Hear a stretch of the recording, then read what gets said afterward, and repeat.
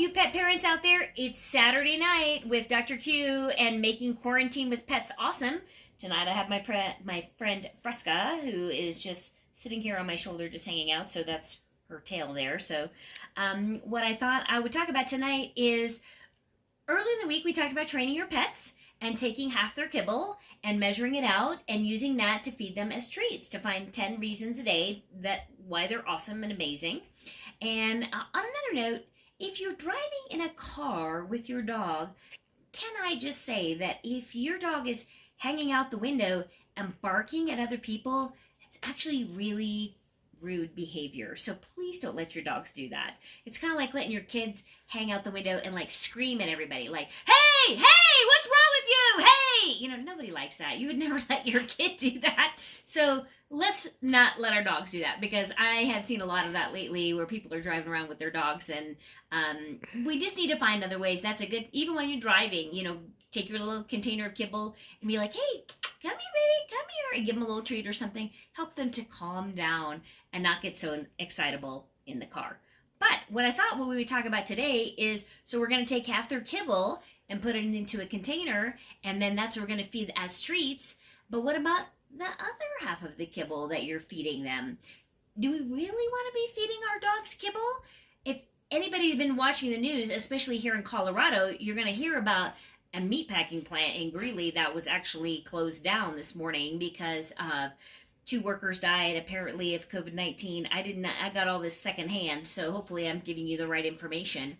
But apparently it was a real problem with these workers being sick, concerns about whether or not, if they are sick and handling this meat, whether or not it could have gotten into the food supply.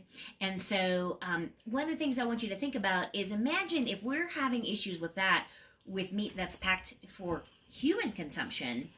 Imagine what it's like with meat that's being made into pet food. I mean, the reality is what's used and put in pet food is not usually food grade, right? It is usually the leftovers.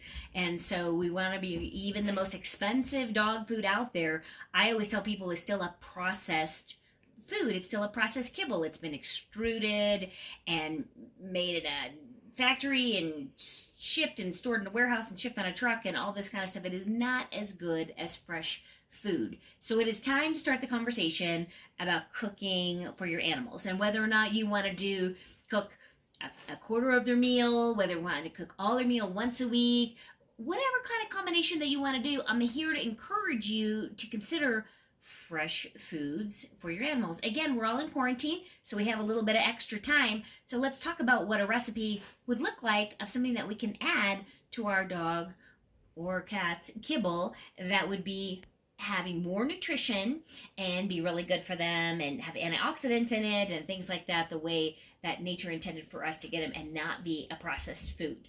So really quickly, a 3-ingredient thing that you can put together would be something like dry garbanzo beans, a little bit of salt, some water, let them soak. They'll be ready in 24 hours. If you don't want to do dry garbanzo beans, you can do a can, okay?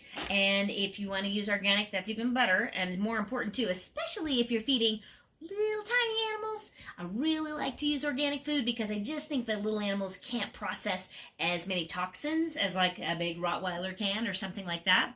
So you can take your beans. You want to make it a complete protein by adding something like brown rice, and then so if you do a third of your beans, a third of your rice, and a third like a sweet potato, bam, you have a dog food, or cat food, or people food for that matter. You can all eat it. Make a big old batch. I know a lot of you out there are saying, I don't even cook for myself. I'm not going to cook for the dog. Well, then don't cook for yourself. Cook for the dog, and then both of you eat it, and both of you be better for it. So on that note, I'm Dr. Q, here to help you have the most amazing relationship with animals that you ever thought possible.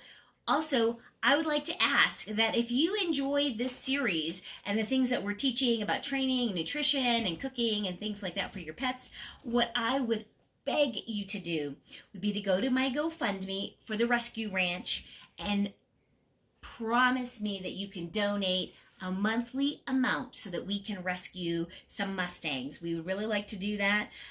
Right now, it's a crazy time out there. There's all these horses that need homes, and we would like to be able to give some more horses homes than we already do here at the Rescue Ranch, but we need your support, and we don't want a one-time support. What we need is monthly donors that would be able to give us $2, $3.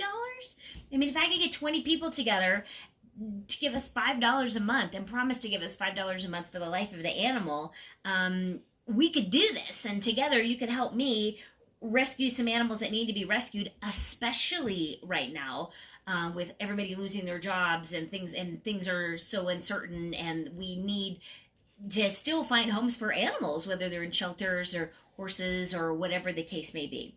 So I'm asking you to check out my GoFundMe, rescueranch.org, RESQ ranch.org. Subscribe to my YouTube channel. Leave me your questions, comments, anything that you want to hear us talk about here on this channel. On that note, I'm Dr. Q, here to help you have the most amazing relationship with animals that you ever thought possible, bringing you these daily quarantine videos, and we'll see you tomorrow, everybody. Have a great evening, and thanks for tuning in. Bye-bye.